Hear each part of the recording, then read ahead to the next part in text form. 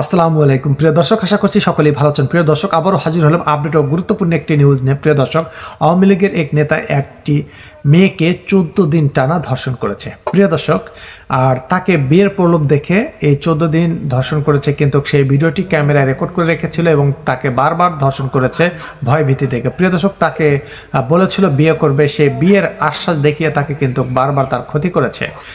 School থেকে যখন মেয়েটি বাড়ি ফিরছিল তখন কিন্তু রাস্তার মাঝে সেই আওয়ামী লীগের নেতা তাকে বলে যে আমি তোমাকে বাসায় পৌঁছে দিচ্ছি, গাড়িতে ওঠো।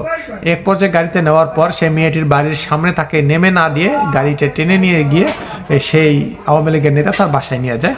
তার বাসায় নিয়ে যায়, মেয়েটিকে বলে তুমি একটু বসো, আমি নামাজ পড়ে নেই। সে কথা বলে ঘরের দরজা আটকে দেয়। ঘরের দরজা আটকে দেওয়ার পর তাকে ভয়ভীতি দেখায়, বিয়ের প্রস্তাব দেয়, যদি বিয়ে না করে তাকে হত্যার হুমকি দেয়। সে কিশোরী এই কথাটি বলেন। তারপরে এক পর্যায়ে তাকে হত্যার হুমকি দেখিয়ে এবং তাকে সেখানে ধর্ষণ করে। তারপরে সেই ভিডিওটি ক্যামেরায় কিন্তু বন্দি করে।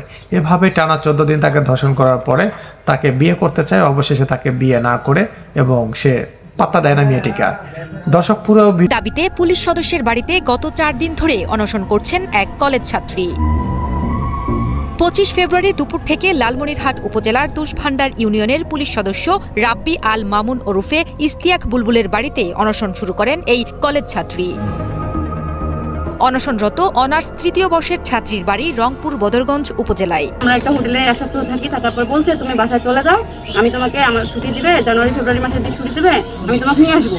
ওই কথা বলে আমার বাসায় পাঠিয়ে দিতে, কিন্তু 3 মাস হয়ে যায় বিয়ের, তবু আমাকে নিতে আসে। তাই আমি বাধ্য হয়ে সংসার করার জন্য ছেলের বাসায় চলে আসছি। 27 ফেব্রুয়ারি বিকেলে ঘটনাস্থল থেকে ডিবিসি নিউজকে এই ছাত্রী জানান 2022 সালের 22 ডিসেম্বর ঢাকা মেট্রোপলিটনের পল্টন থানায় পুলিশের উপস্থিতিতে ডিএমপির রাজারবাগ পুলিশ লাইন্সে এমটি